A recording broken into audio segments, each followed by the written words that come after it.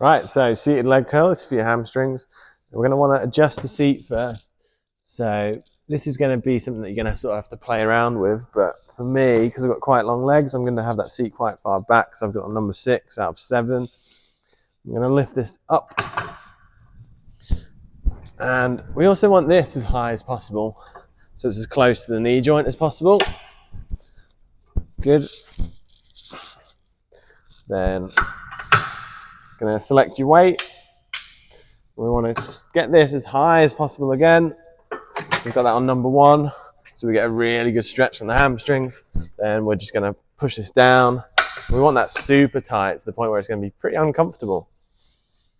And then we're just going to drive down with the heels, up nice and slow, get that full stretch, then back down, up nice and slow, back down, nice and slow on the way up. And then to come out, just pull that off, come up to the top. You can take one leg off and then lower that back down.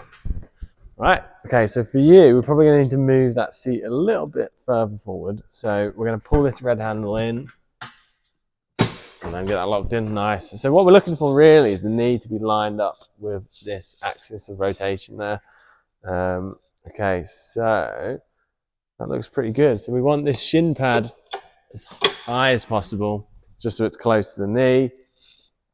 And then we want to get a nice full stretch. So what you're going to do is put your thumbs on there, pull that, push that down and pull up as high as you can. Want that on number 1, super high. There you go, perfect. And then we need to lock this one down. So you're going to pull that out there. Good. We need that super tight. So let me just have a go.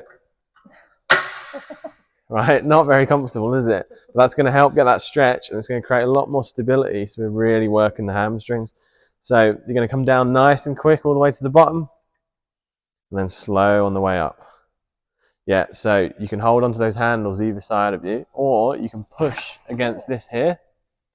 So if you put your hands on here and then really push against there, good, creating more stability again, which is the main reason why this is probably the best hamstring exercise you can do. Keeps you nice and stable, good stretch on the hamstrings, and you can create a lot of power just with those hamstrings, not using your lower back, not using your hip flexors. Looking good. Similar to the lying leg curl, we want those feet to be pointed up again. Good. Just to get a bit more stability at that knee joint. We're going to go quick on the way down and then slow on the way up as high as you can at the top.